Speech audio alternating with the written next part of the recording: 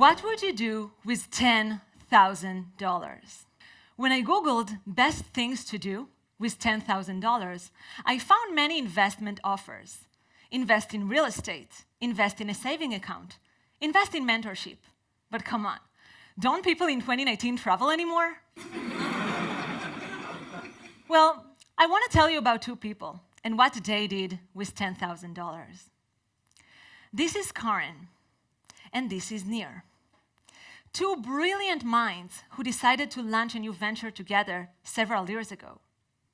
They had the vision of a smart interior design, and they thought about a pain we all experience.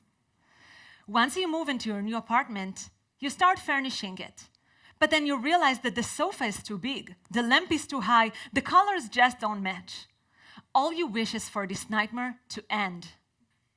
But they thought about this solution.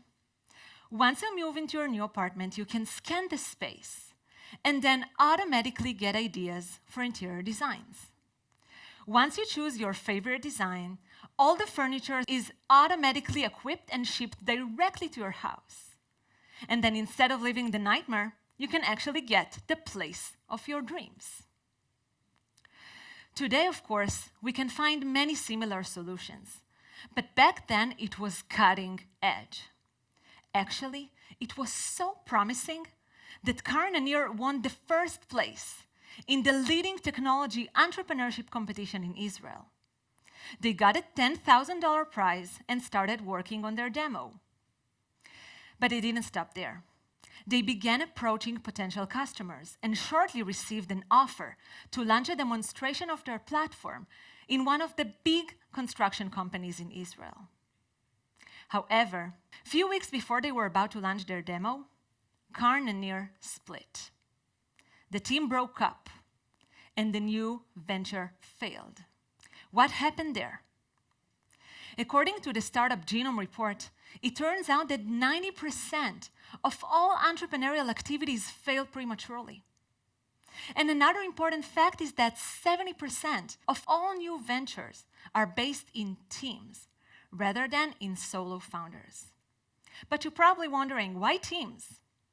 Well, launching a new venture is an extremely complex task. There are so many things to take care of, such as technology, management, marketing, finance, and legal aspects. On top of that, you need to consider many demands by potential customers, potential investors, and collaborators.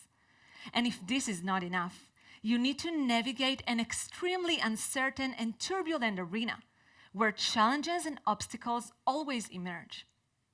In fact, entrepreneurial teams operate in extreme situations where money and time are short, but stakes are high. And for this reason, investors recently started betting on the team itself rather than on the idea for the new venture, because good ideas are just not enough. Entrepreneurship programs also know that, and they indeed evaluate the team quality. And lastly, of course, research on entrepreneurial team has long investigated what makes a successful entrepreneurial team. This research has examined team characteristics, or the overall compositional features of the team, such as diversity and structure. How these characteristics influence team dynamics, such as the extent to which members get along, how they manage conflicts, how they coordinate tasks, and eventually how these dynamics influence team performance, which is, of course, the new venture success. But how do these teams come about in the first place? Here, my area of research steps in. My phenomenal colleagues and I were curious about entrepreneurial team formation, which is the process through which founders assemble their teams to launch new ventures. And in fact, focusing on this embryonic phase opens up a window to fascinating questions, such as why do entrepreneurial teams form? How do they form? When and where do founders look for potential co-founders? And the first thing to consider when talking about entrepreneurial team formation is the trigger.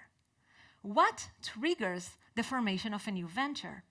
Well, the first trigger is a good idea. A founder has an idea, and therefore they recruit additional members to actualize this very opportunity. A second trigger could be a bunch of members who are eager to work together, and only later on they collectively come up with the idea for the new venture.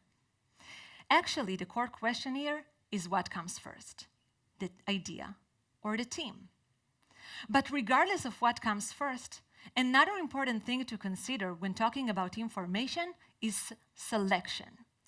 Entrepreneurship offers a unique opportunity for founders. They can actually select those people they want to work with. And if you think about it, unlike many forms of teams in organizations, which are assigned by the manager or the team leader, here entrepreneurs can actually choose people with whom to initiate a new venture. And here, we also found two different perspectives of strategies to select members. The first one stems from micro, social and psychological explanations. And these scholars talked about interpersonal attraction. According to this strategy, a founder would look for co-founders who are familiar and similar, with whom they can initiate strong bond and fruitful connection. And indeed, many founders collaborate with their friends, their family members, and even their romantic partners. On the other hand, a second strategy talks about resource seeking, and it stems from more macro, economic and strategic roots. Here, a founder would look for potential co-founders who complement their knowledge, skills, and capabilities. And indeed, many founders select co-founders based on education, prior experience, and specialized knowledge. But then we started wondering, are these two strategies really mutually exclusive? Can entrepreneurs integrate the two? To start answering this question, I want to go back to Karna and Near, our two brilliant entrepreneurs who launched the Smart Interior Design platform. Now that you know about selection strategies, you're probably wondering, how did Karna and Near select each other? Well, Karna and Near met at a 3-day startup event. They were both eager to find a solution for interior design. However, they did not know each other before this event, and all they saw in each other were resources.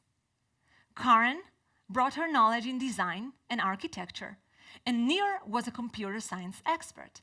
They collaborated because of this knowledge. And this match was indeed very successful to begin with. They had a broad knowledge base, which they could leverage in order to build this powerful demo. However, once Karna and Near had to make real decision about the business model of their venture, they could not reach an agreement.